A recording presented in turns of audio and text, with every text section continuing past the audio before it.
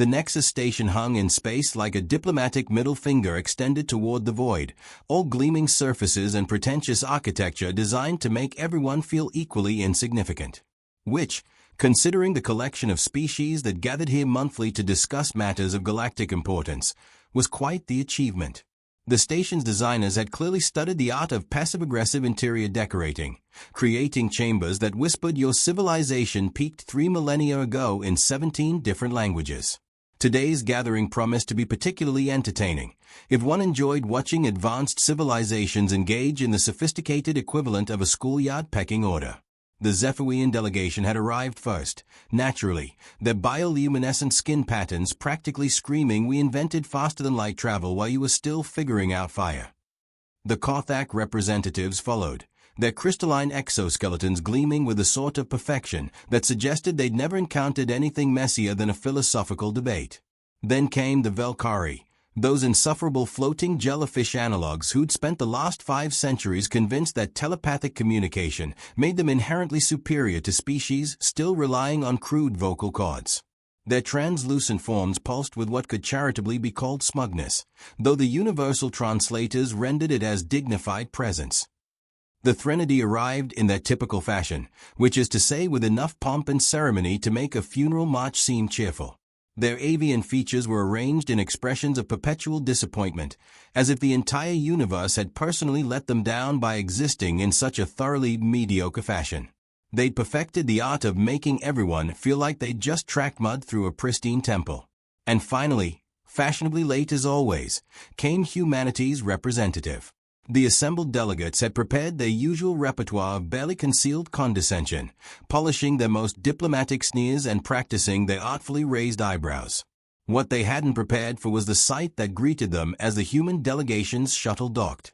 She emerged alone, which was the first surprise.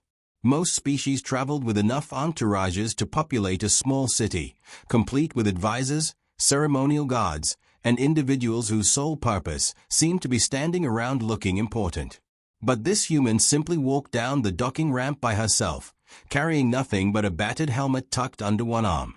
The second surprise was her appearance. Where other delegates gleamed in ceremonial finery or state-of-the-art protective gear, she wore what could generously be called well-used armor. The metal plates were scarred and dented, the joints showed clear signs of frequent repair, and the whole ensemble had the lived-in quality of equipment that had seen actual use rather than ceremonial display.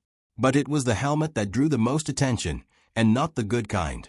The thing looked like it had been used as a meteor target. Cracks spiderwebbed across the visor, deep gouges scored the surface, and what appeared to be impact marks dotted the entire structure in a pattern that suggested either incredibly bad luck or incredibly good aim on someone else's part. Several delegates exchanged glances that clearly said how embarrassingly primitive.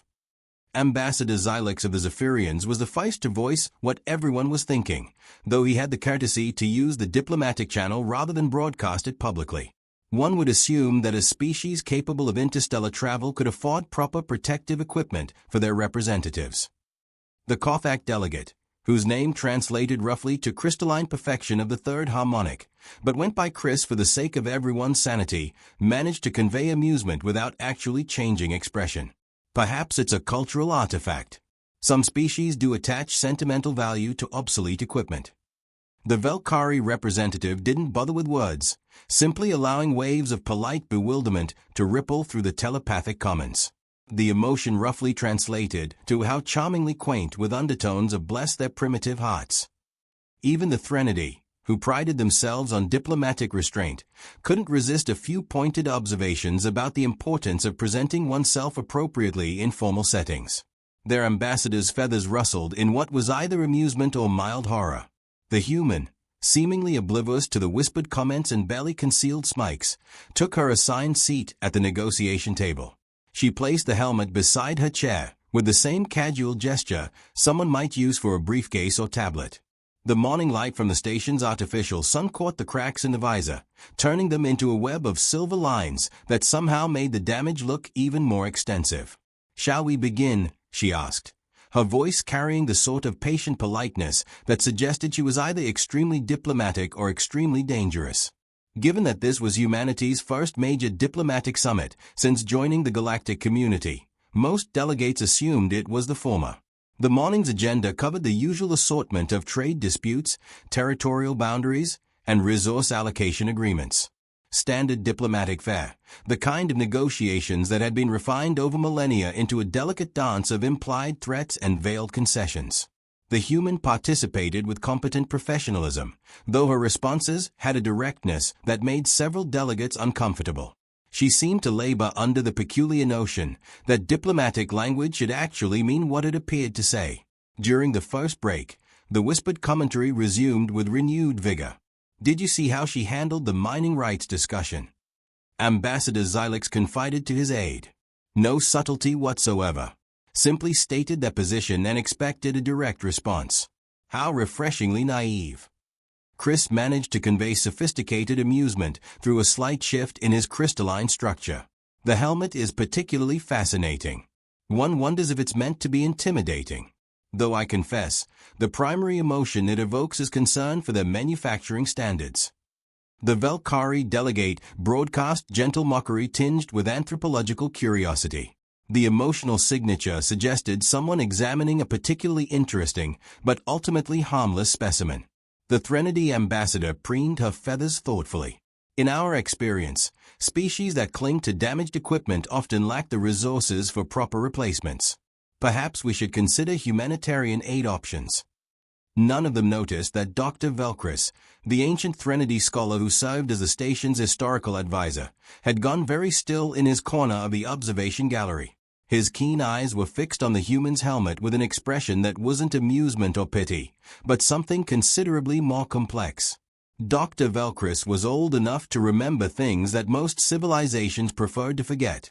He'd spent centuries studying the rise and fall of various species, tracking the ebb and flow of galactic power through archaeological evidence and historical records. He had a particular fascination with warrior cultures, especially those that had vanished from the cosmic stage under mysterious circumstances. And he was beginning to recognize a pattern in the helmet's damage. The crack that ran from the left temple to the jawline wasn't random impact damage. It was too precise, too deliberately placed. It matched exactly the ceremonial scarification patterns of the Korath Deathsworn, a warrior clan that had terrorized 3-star systems before vanishing some 40 years ago. The cluster of small circular dents near the crown corresponded to the traditional weapon marks of the Silthari Void Dancers, an elite military unit that had simply disappeared from all records 35 years ago, along with their entire homeworld.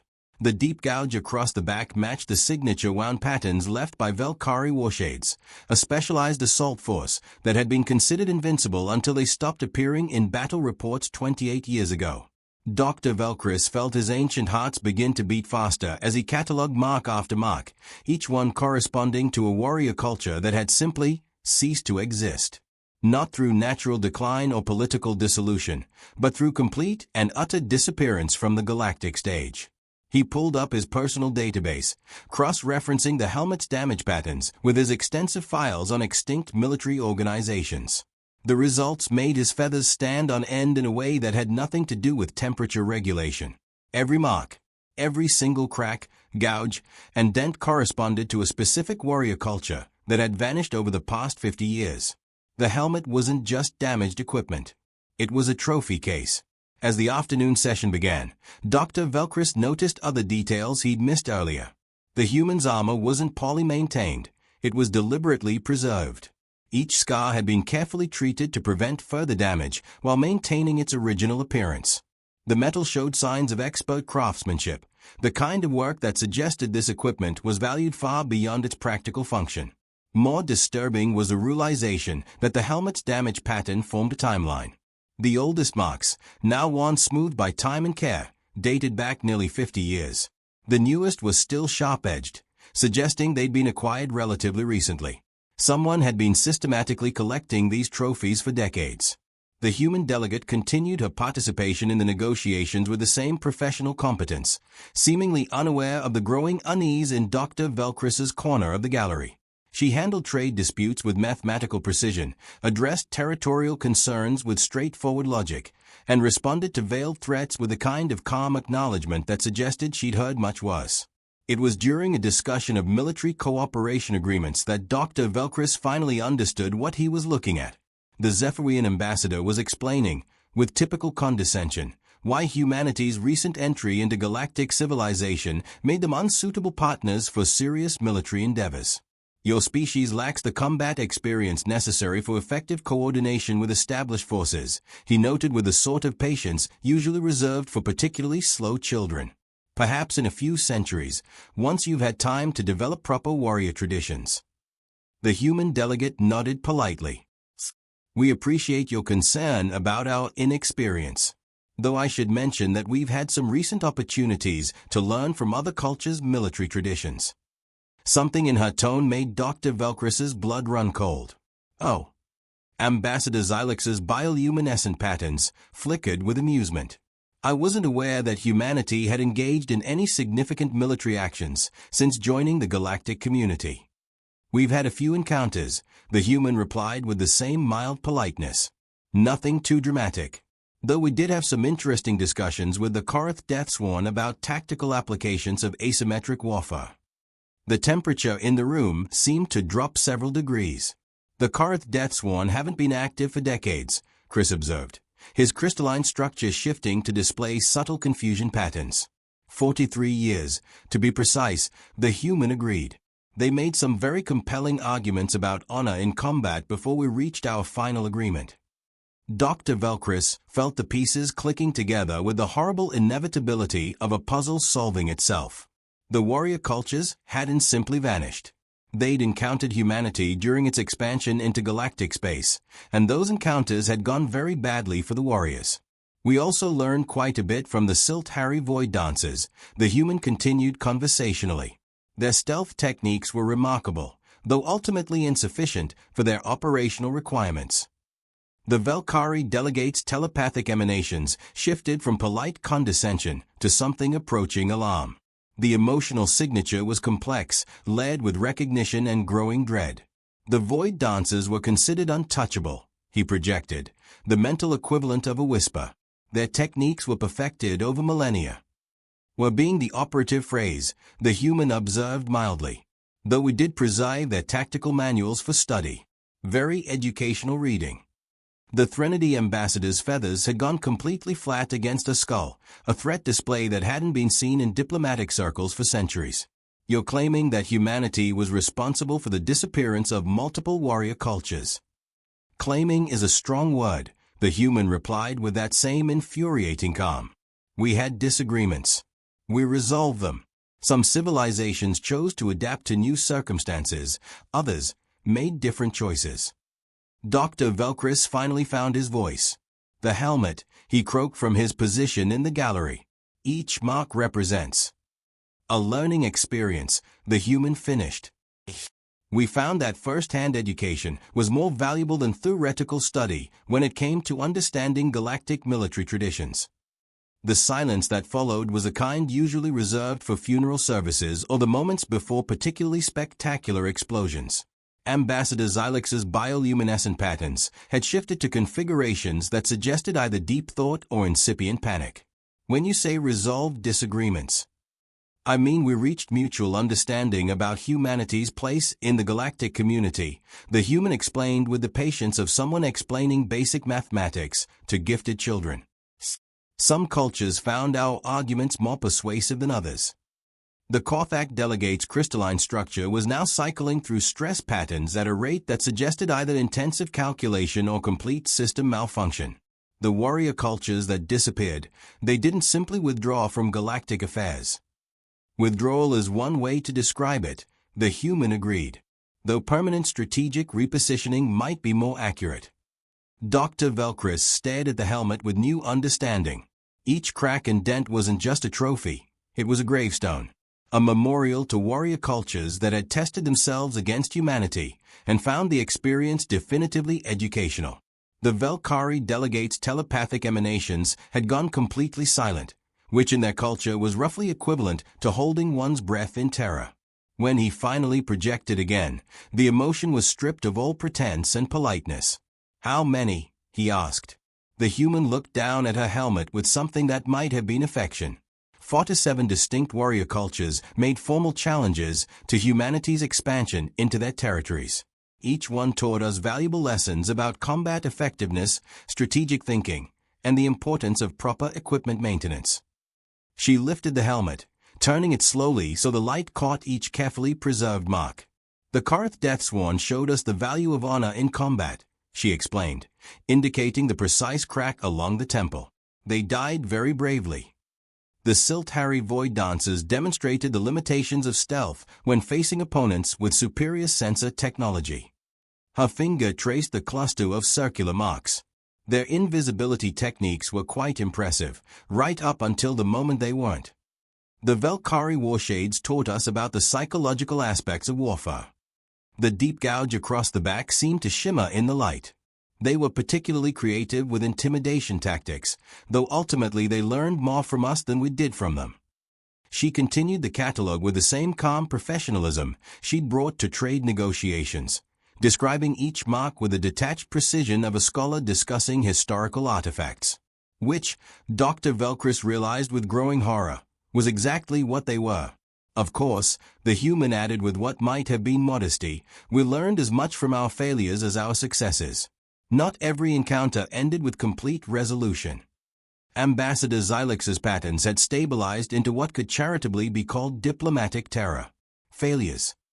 3 cultures managed to withdraw before reaching final conclusions to our discussions, the human explained.